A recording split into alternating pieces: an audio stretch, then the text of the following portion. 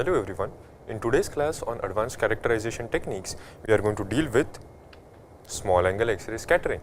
In the last two classes, we tried to understand how does diffraction work and why we use X-rays.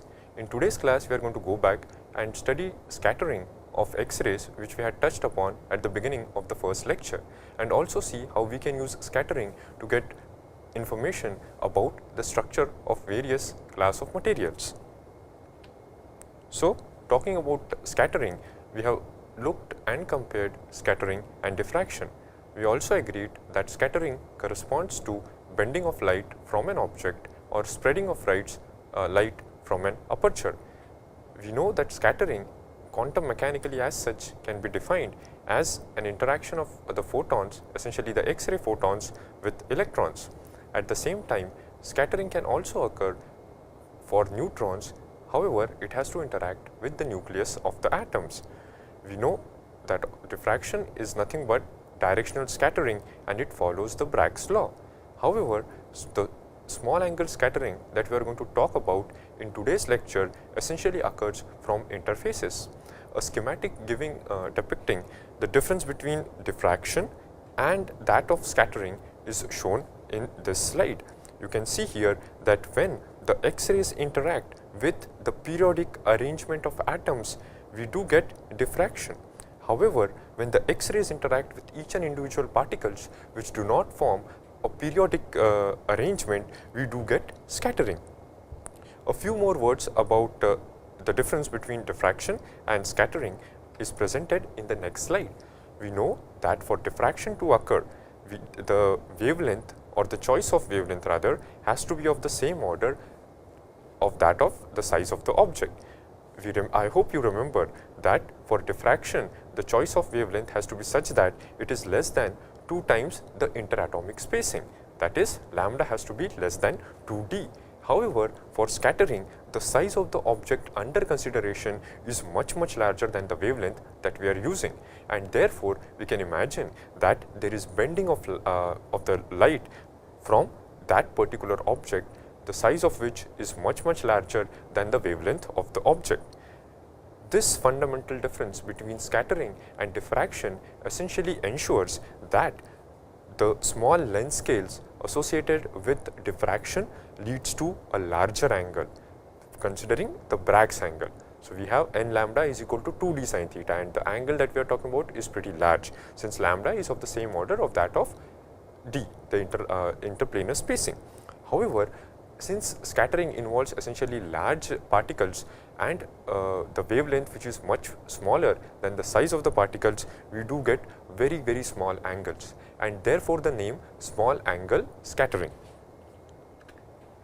So, the small angle X-ray scattering was discovered by Guiner in 1937.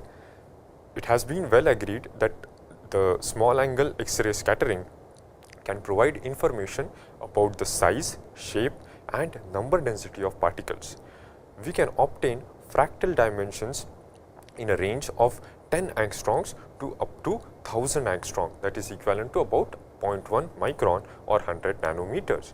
We can also get information about internal structure of disordered and partially ordered systems.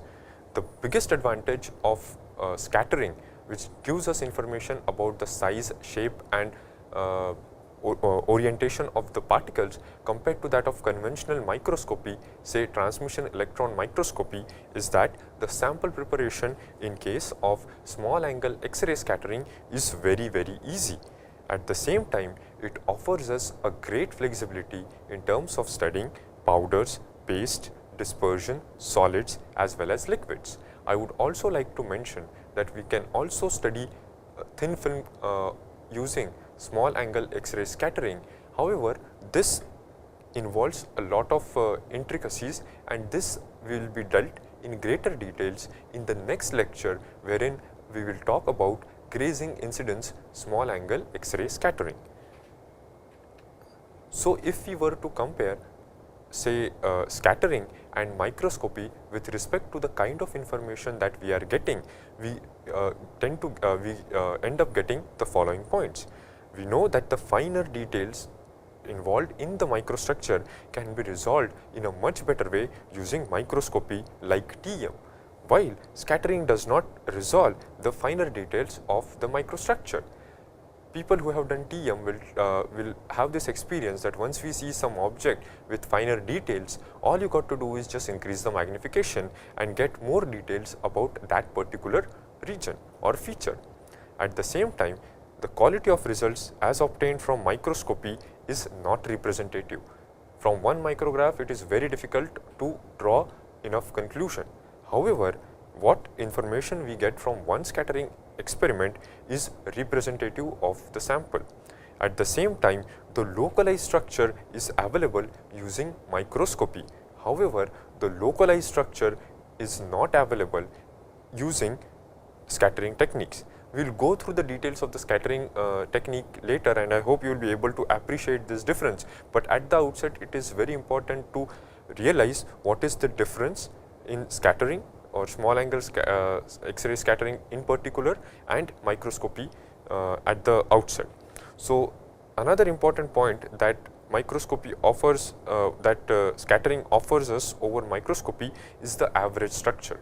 So, this average structure information is obtained in a much better way by scattering compared to that of a conventional microscopy, that is transmission electron microscopy. At the same time, people who have used TEM will tell you that TEM is full of artifacts. Having said that, a careful investigation or a careful eye is needed to get useful information from a TEM micrograph. However, for scattering, no such artifacts are inherent to the system. However, I should mention that most of the studies that deal with scattering tend to use microscopy, that is TEM, for complementing the observations. So, I hope you appreciate that transmission electron microscopy, which gives us information about the the size, shape and distribution of phases, as well as the small angle X-ray scattering, which also gives us similar information, can be used to as complementary tools to decipher the microstructure of the material under consideration. So, dealt with this in the first lecture, that how scattering occurs from an electron. We know that atoms, which essentially consist of a nucleus and an ensemble of electrons, will also scatter X-rays, and this scattering is non-directional, and this generally corresponds to the background.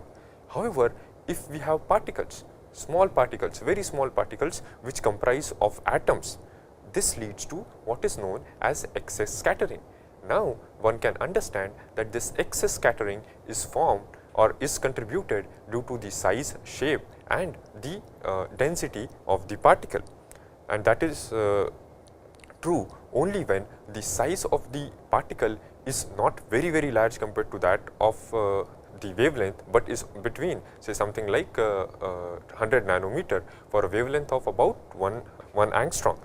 We know that at very small angles, X-rays are not only going to get scattered, they are also going to get absorbed. So, there is an interplay, or there are two competing phenomena which are occurring at when the X-rays interact with matter. So, one is the absorption and the other one is the scattering. Obviously, since we are interested more in scattering, we want that the absorption should be minimum. Now, how do we minimize the absorption? The absorption of X-rays by a material is dependent on the density and the mass absorption coefficient, as well as it is characteristic of the wavelength. Depending on that, we have just noted down here that for copper K alpha, the optimum thickness for different materials has been noted over here. So, we see for quartz glass it is 127 micron, for iron it is 4.22 micron, for tungsten it is 3.08 micron. So, if the sample is thicker than this, most of the X-rays are going to get absorbed, while the scattering signal is going to be very weak. Therefore, you can imagine that as the atomic number of the material increases, we need thinner and thinner samples to obtain better signal from scattering. So, let us talk more about scattering. We know that we had touched upon this in the last lecture, but let us revise it again, and we know that there is what is known as Compton scattering. So, we have a X-ray photon which interacts with an electron, and we do get another X-ray photon which has different frequency, rather a lower frequency and therefore a lower energy than the incident X-ray photon. Therefore, this entire process is incoherent, that is, the energy is not conserved, and this corresponds to inelastic scattering. However, there is also what is known as Rayleigh or Thomson scattering, which essentially is elastic and coherent. In this case, the wavelength and frequency of the incident photon remains the same after interacting with the electron.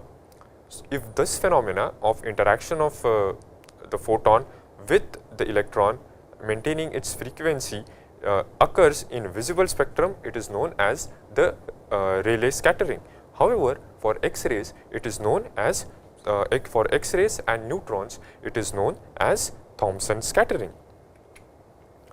So, as such, if the electron is loosely bound, the scattering is incoherent. However, if the electrons are strongly bound, whenever the photon collides with the electron, there is no energy transfer. Instead, the electron starts to oscillate with the same frequency as that of the incident X-ray photon. Now, this synchronous oscillation of all waves from the neighboring electrons and atoms leads to interference of waves, and this is essentially the signature of the particle structure. So, just imagine how we start building up from an electron to an atom, which is nothing but an ensemble of electrons, to a particle which is nothing but an ensemble of atoms. So, the coherent oscillation of the electrons within a particle leads to scattering of the X-rays, and this scattering signal is signature of the structure of the particle. So, we can imagine that the efficiency of scattering is proportional to the number of electrons illuminated per volume. This therefore helps us to define a parameter known as electron scattering cross section. Now, this is given by sigma, and the value is quoted over here, which is 7.93977 into 10 power minus 26 centimeter square, popularly known as the Thomson factor. Now, scattering cross section of atoms is well documented, and this scattering signal essentially carries the fingerprint of element. So, I hope you appreciate that not only do we get information about the size and shape of the particle, but also the different phases or different elements which are present in that particular particle. So, now going back and looking at the mathematical part of it, we know that the length of the scattering vector or the momentum transfer that occurs between the photon and the electron can be given by a parameter q, which is defined as 4 pi by lambda sin theta by 2, where theta is the angle of scattering. I would like to draw your attention to the definition of q, as I hope you recollect that we have a length term, namely lambda, in the denominator. So, q is nothing but a parameter in the reciprocal space. Now, when we do SAGs, we obtain the intensity of scattering as a function of q, or the scattering angle. I hope you appreciate that at small angle we get small value of q, and therefore we need a large value of distance to get this signal. This is because if we are very close, the detector has to be very far away from the sample, so that this small angle is at a significant distance, so that it can be separated out. Unlike small conventional X-ray diffraction, wherein we know that the lambda and d are of the same order of magnitude, we get theta in the range somewhere around 20 to 100 degrees. However, when we 22, say about 60, 2 theta in the range of 20 to 20 degrees and beyond. However, when we talk about small angle X-ray scattering, we only get angles ranging from 0.1 to 10 degrees. The conventional X-ray diffraction system or X-ray diffraction technique that we talked in the last two classes essentially is known as wide angle X-ray scattering. I hope you appreciate that now if we are able to simultaneously use small angle X-ray scattering, which gives us information about the structure of the particles, and can use wide angle X-ray scattering to get information about diffraction, we can get a lot of information about the structure of the material. And of late there have been a lot of efforts to combine these two techniques to carry out simultaneous small angle X-ray scattering and wide angle X-ray scattering to completely characterize the material under consideration. So, as we were moving, let us consider a particle and the X-rays getting scattered from the particle. We know that there is going to be scattering from all the electrons and therefore all the atoms. Now, these waves, the scattered waves, are going to interfere with each other, and this oscillation pattern is going to have a characteristic shape. Here again I have shown you the variation of intensity as a function of q, which is nothing but the reciprocal vector. So, here we get such oscillations. Therefore, we see that the X-ray signal also shows similar oscillation which are characteristic of. So, talking about form factor, I hope you all appreciate that scattering occurs from a particle which comprises of atoms and the atoms comprising of various electrons. So, scattering from all electrons, atoms as well as the particle essentially leads to interference of the scattered waves, which leads to the oscillatory pattern which is shown over here. And this oscillatory pattern which is obtained by plotting the intensity of the scattered wave versus the q parameter is a characteristic of the shape of the particle under consideration. So, if you look at scattering for dilute particles, we get the scattering signal as shown in the earlier case if we are considering very dilute solutions. However, there are cases wherein the particles get agglomerated and there is a bit of, or rather there is presence of long range ordering. In that case, we get diffraction in the densely packed particles. This leads to manifestation of orientation and order in the pattern that is obtained after scattering.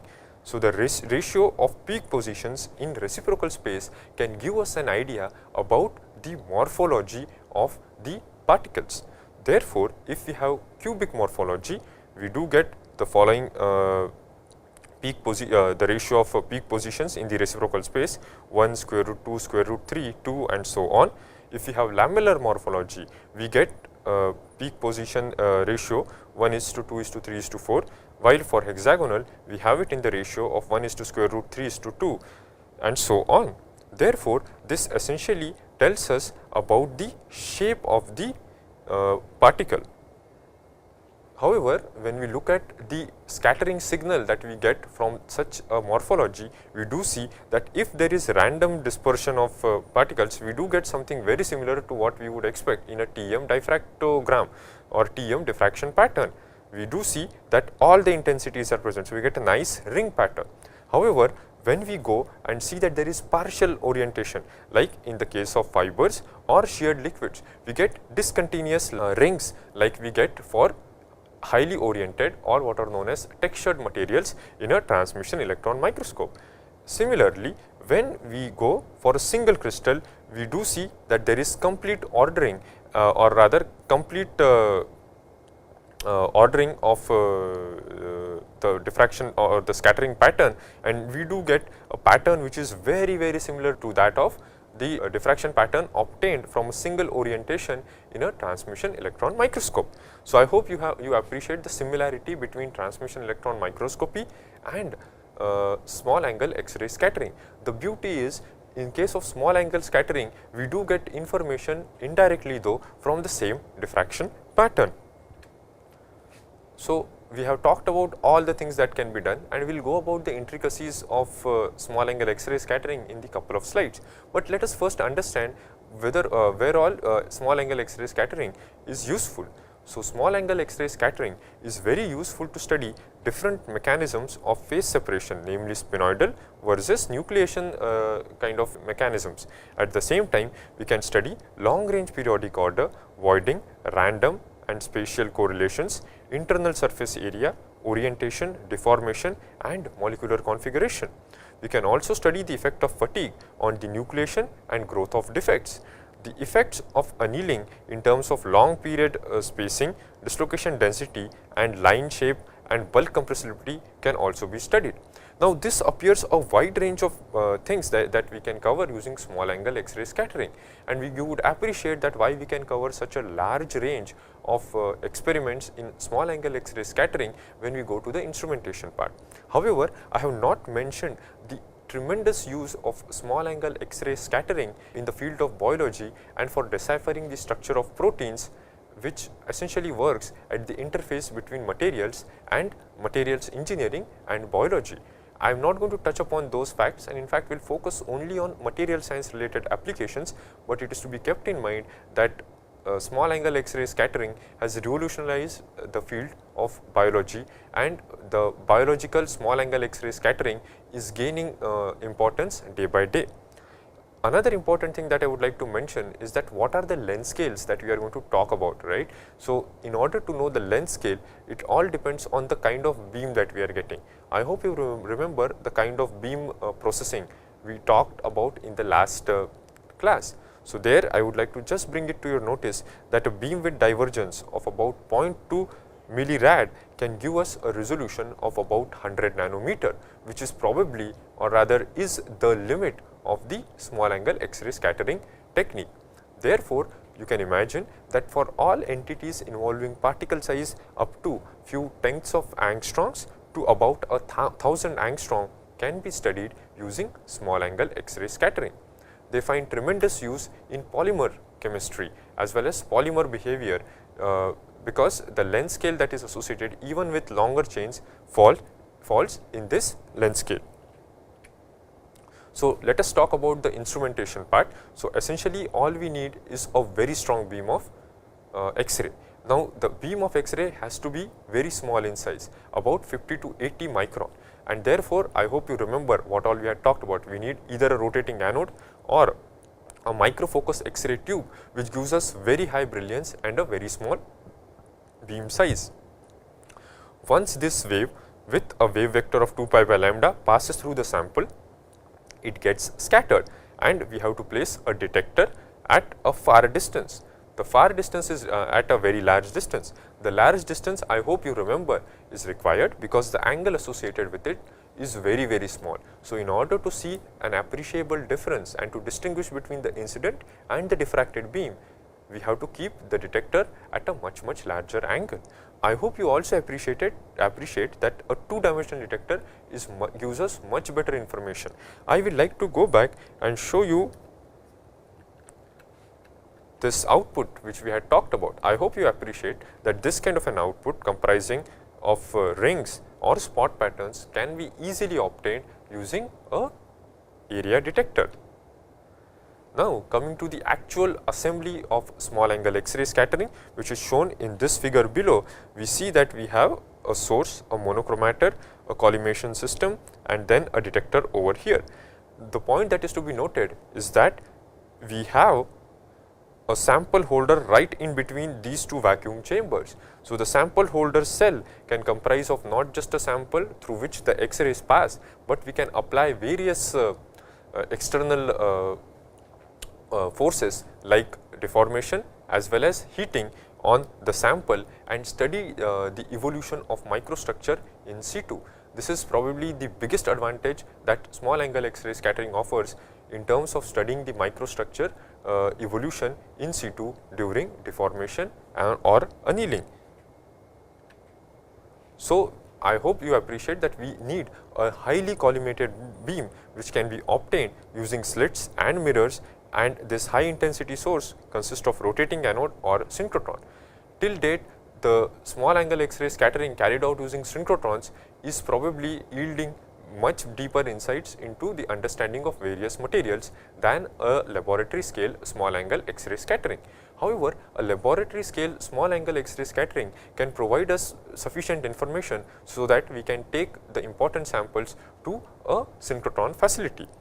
So, as we had already mentioned that we need to use a two-dimensional detector to get a quick reading, as well as the large distance between sample and detector is required.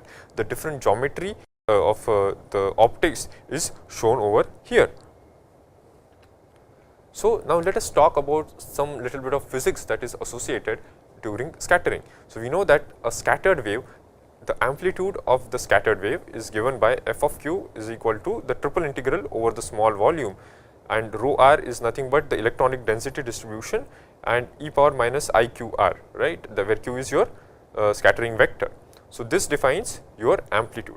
You know that intensity is nothing but the square of the amplitude, and this is defined by the equation given over here. So, for a particle in a matrix, or for that matter any two-phase system, the difference in the electronic density plays a very important role. Now, at large value of q or scattering vector, there is a large angle intensity proportional to the surface area per unit volume. So, the most important entity which will define the shape of the particle is the surface area per unit volume. For infinitely sharp interfaces, we know that the area is given by 1 over 2 pi del rho square v into k. This k is given by the Poirot limit is proportional to q power 4 times IQ. I will talk about the Poirot limit which occurs at higher value of q and what is known as the Goyner limit which occurs at the lower value of q in the next few slides. So, the point that we have to remember is that the intensity distribution as a function of q is proportional to the Rg square, which is nothing but the radius of gyration, and I0 is the scattered intensity not related to the shape of the particle. So, this phenomena or this equation is valid for all the values of q dot Rg much less than 1. This is what is essentially known as the Goyner limit. While in the earlier case, what we had talked about is at higher value of q where the interfaces are sharp, we are in the Poirot limit. So, I hope you appreciate that you can always combine these two regimes, the Goyner limit at the lower value of q and the Poirot limit at the higher value of q. So, this Goyner and Poirot limit is essentially gives us the or defines the scattering occurring from a particular particle. So, we can get the combined intensity, the combined scattering intensity by superimposition of these two equations, and therefore, it can be defined as the combined intensity is nothing but g exponential q square Rg square by 3 which comes from the Goyner one, and plus b error function q Rg square root 6 3 power p by q, which essentially is the contribution from the Poirot limit.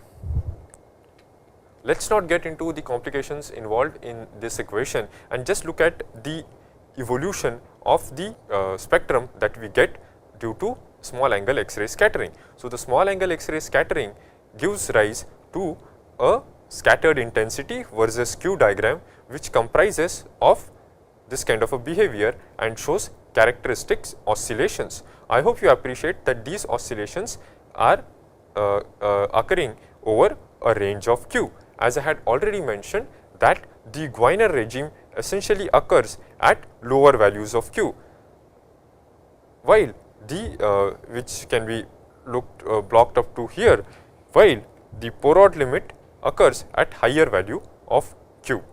So, the output of sags obtained in terms of intensity variation as a function of Q.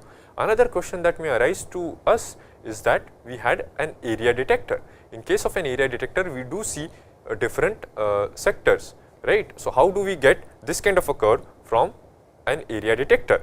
This is one point that I had not touched upon in the last class. So, let us touch upon it in today's class. So, we had seen this is applicable for any area detector. We know that we do get diffraction rings, or for that matter in this case scattering rings. In order to get information, what we have to do is, so I will talk, this is a bit of digression, but I am going to talk about diffraction which I missed out in the last class. So, you have 2 theta versus say something like chi. So, if you want the integrated 2 theta intensity, all we do is we just integrate it over a range of chi, right, or this will give us the integrated intensity. Now, if I want the integrated intensity of the entire pattern, all I need to do is just integrate the entire region, okay. And once I do this, if I integrate, all I end up getting is this is 2 theta versus I. Now, each point here is at particular 2 theta is essentially the integration of all the points covered over here, and you will end up getting this kind of a curve. Similarly, I hope I will now go and show you the kind of pattern that we had seen in small angle X-ray scattering, which comprised of concentric circles, right. If you remember those colored graphs, so we had these concentric circles. So, once you integrate them, okay, I hope you appreciate what we end up getting is this is Q and this is I, right, because Q is also a function of theta, right, Q is proportional to theta, right. So, this is what we get by integrating. So, this is the curve that we had talked about in the earlier class. Okay. So, now coming back to this, what I would like to say that there is, if at all, each oscillation that I have shown in this curve over here, let us come back to the presentation, we see that each oscillation that we are getting over here corresponds, or the each oscillation in the stress strain in the I versus Q curve essentially corresponds to the size of the particle. So, the first one which corresponds to the largest size is actually the scattering which is occurring because of from the particle, the large particle. As we had covered earlier also, the Q that we are looking at, okay, is in the reciprocal space. So, actually the particle size or the size is increasing as we move from right to left, right, because Q is in 1 over lambda, fine. So, the first oscillation actually corresponds to the size of the particle.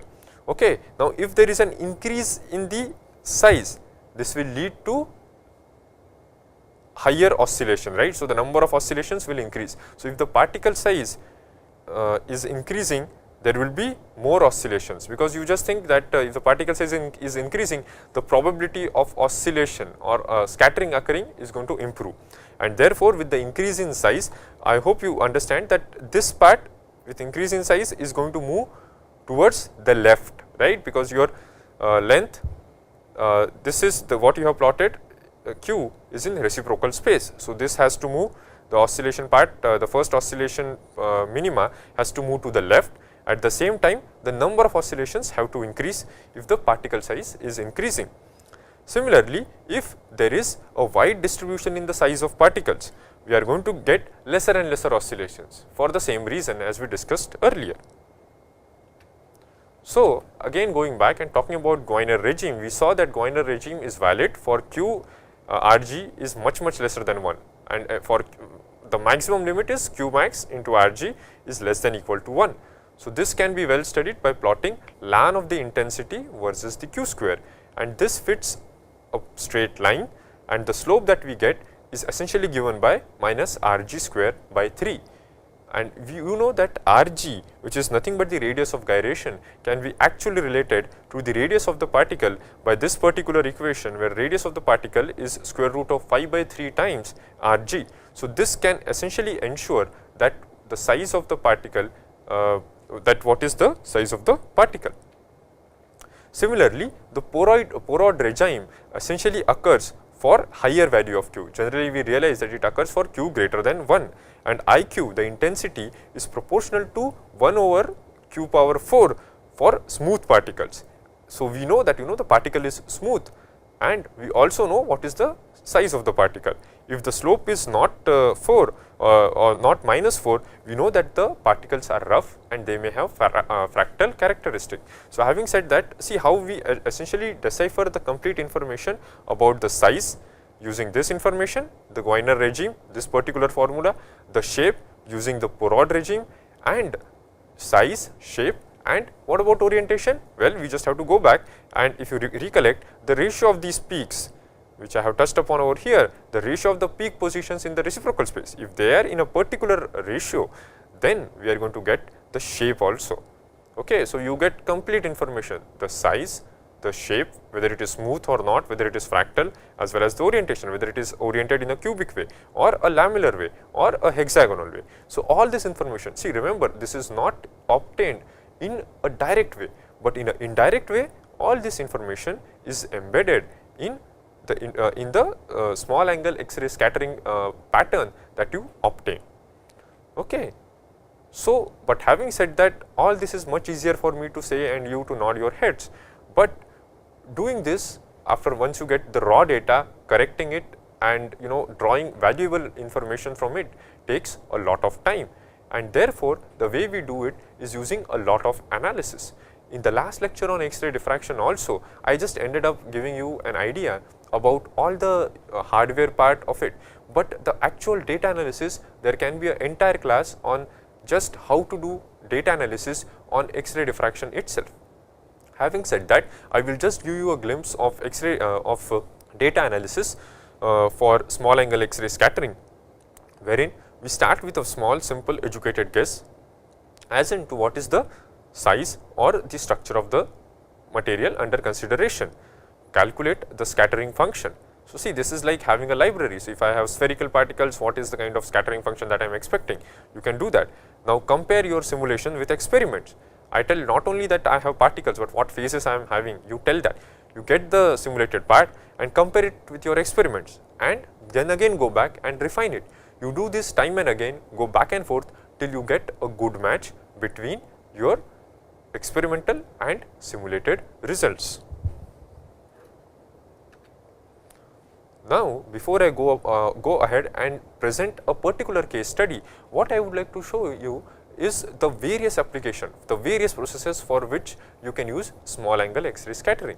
I would like to mention that this course on advanced characterization techniques is not for you to go and do something on a day-to-day basis, but provided you face a problem and see something interesting, you should know which characterization technique you should use to solve your problem. Therefore, I will give you the application where all you can use small angle X-ray scattering to solve your problem. So, if you are working on metals and alloys, you can and studying spinoidal decomposition, nucleation, GP zones, miscibility, dislocations, dilation, voiding, you can use small angle X-ray scattering for studying all these. If you are working on glass and ceramics, you can use for studying phase separation, heterogeneities, long period as well as annealing in crystalline polymers can be studied. A lot of things regarding polymers can be done using small angle X-ray scattering, which correspond to microphase separation, dilatation, voiding, tracing, densification, annealing as well as configuration. As I had earlier mentioned that in biology there is a lot of use of small angle X-ray scattering. However, I hope you can appreciate that the signal strength or the scattering from biological molecules is very weak, and therefore, most of the times we need a very strong X-ray source, and therefore, most of the small angle X-ray scattering to be carried out on biological samples is mostly restricted to synchrotron. Okay. So, but on a routine basis, if you get access, it is worth trying to find out what kind of information we can get using small angle X-ray scattering. I have therefore chosen a particular case study. I will not go in much details, but just present one case study, and I would request that you go back and go through the case study once again to appreciate the beauty of the small angle X-ray scattering technique. So, this is one paper by Deschamps et al. Published in Acta Materialia, where they talk about in situ small angle scattering study of precipitation kinetics in an aluminum zirconium scandium alloy. So, this is very important. See, precipitation hardening is something that has been studied over plenty of years, but still the actual evolution of the precipitates during aging is not well understood, particularly in something like aluminum zirconium scandium alloy, where we get a core shape structure of precipitates. So, in the first figure which is shown at the bottom, we see on the left hand side, we do see that the scattered intensity versus Q, this is the old figure that we had seen last time around. We see similar oscillations, right. We can also plot the intensity into Q power 4 versus Q, and we do see there is another oscillation. So, herein I have plotted this I have borrowed this from the paper, and they show that your calculated one shows a good match for the core shell microstructure which is shown over here, while the homogeneous one does not show. So, here you see you make a guess, you make a calculated guess, and you see that your experimental and the guess comprising of core shell microstructure consisting of two phase, right, which we will talk about in the next slide, gives you a much better match. So, here you start with an assumption and see whether it matches your experimental findings or not. A few more information on this. So, you know that we get in the present case, we do get a good match in the Gwiner as well as the Porod regime. We see that the first peak, which corresponds to the largest distance, which I had shown earlier, corresponds to the size of the precipitate. So, we can get information about the size of the precipitate. Similarly, what calculation we are doing, right, to fit the peak gives us information. The fitting the peak, what I mean core shell microstructure, what I was talking about is that the precipitate, we get a core comprising of plenty of scandium. So, it is a scandium rich core and a zirconium rich periphery. So, how do you get information about this core shell microstructure? Well, while calculating this particular calculated core shell, I hope you remember there was this delta rho term which you are putting. So, this delta rho comprises of rho 1 and rho 2, which is nothing but the electronic density of the phases under consideration. In this case, we can have scandium and zirconium. So, what all information we are getting? So, in the first graph over here, we see we have precipitate volume fraction as a function of time. So, this was done for 3 different temperatures. We also get information about the precipitate radius. Again, all this information is obtained from small angle X-ray scattering. We can also go back and get information about the zirconium to zirconium scandium in the shell. So, zirconium plus scandium, so the fraction of zirconium. Now, again this information is obtained while we are doing the fitting of the scattered intensity. So, we can know how does the microstructure is evolving in terms of the elemental content.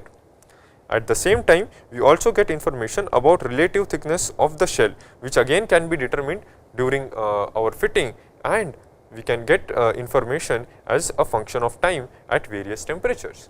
Therefore, I hope you appreciate that using small angle scattering, we can study precipitation evolution in aluminum, scandium, zirconium alloy as a function of time in situ. Now, this is one advantage which we get over any other characterization techniques or in situ which involve in situ deformation like in situ heating and precipitation like transmission electron microscopy. So, I hope with this case study I have been able to give you just a brief glimpse of what all small angle X-ray scattering can do. I hope that you go back and search for application of small angle X-ray scattering in your area of interest. In the next class, I will expose you to another technique which is a sister technique of small angle X-ray scattering and is known as grazing incidence small angle X-ray scattering. That is it.